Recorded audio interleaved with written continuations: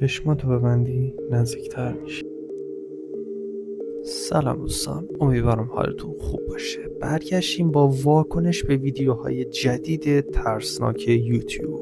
بریم برای ویدیو. Warning, this video should be viewed with headphones. خیلی سریع بریم کشیده شدن این دختر رو به زیر تخت تماشا و بررسی کنیم.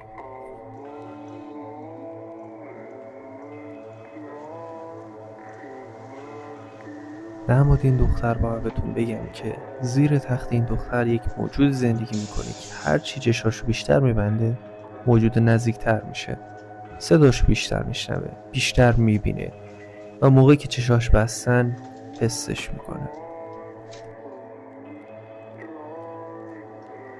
یه سری از این ویدیوهای ممنوعه هست که من اجازه ندارم داخل ویدیو یوتیوب بذارمشون، پس داخل کانال تلگرامی خودم میذارمشون. یادتون نره که حتما عضو کانال من بشید.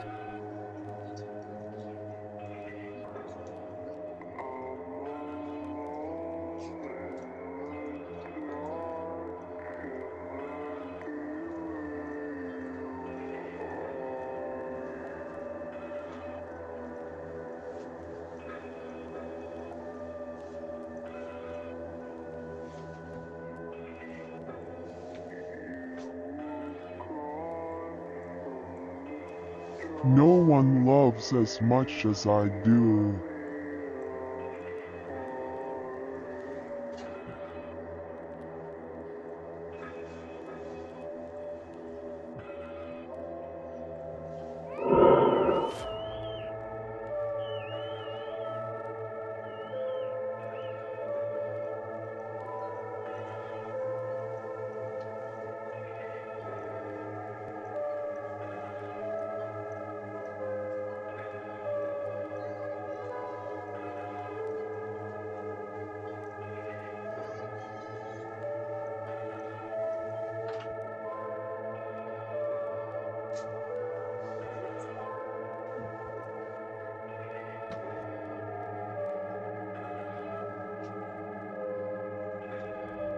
همونطور که دیدید موجودی که زیر تخت این دختر زندگی میکرد توسط دوربین مداربسته گرفته شد و دختر رو کامل کشید داخل.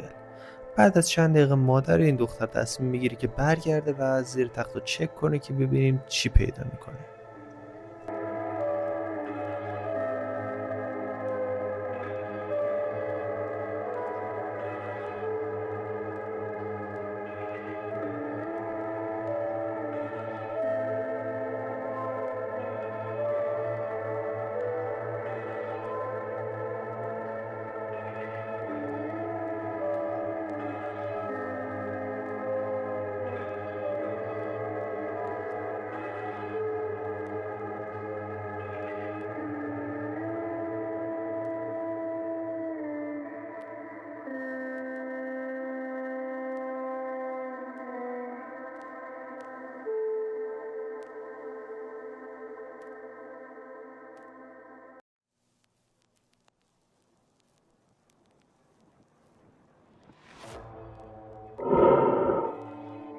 همونطور که دیدید عروسک تکون خورد.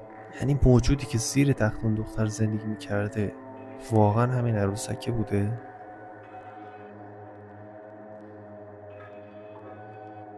ویدیوی بعد مربوط به دختریه که یک موجود ماورایی پشت دختر موهای دختر تکون میده و برای ترسوندن دختر گلدون جلوی پاشو میندازه روی زمین.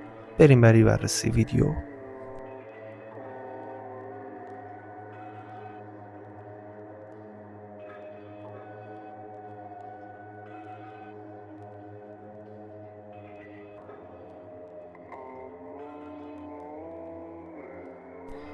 همونطور که دیدید دختر جلوش گلدون میفته و میترسه.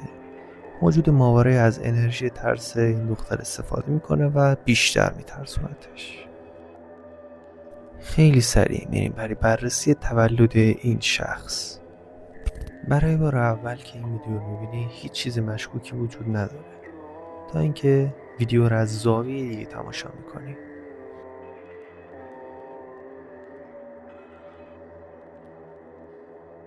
یعنی این شمع کیف فوت کرده؟ ویدیوی واقعا عجیبی بود. خب دوستان، این از پایان ویدیو. امیدوارم سرگرمتون کرده باشه. یادتون نره که کانال منو سابسکرایب کنید. امیدوارم تو این وضعیت حال دلتون خوب باشه. تا ویدیوی بعدی، خداحافظتون باشه.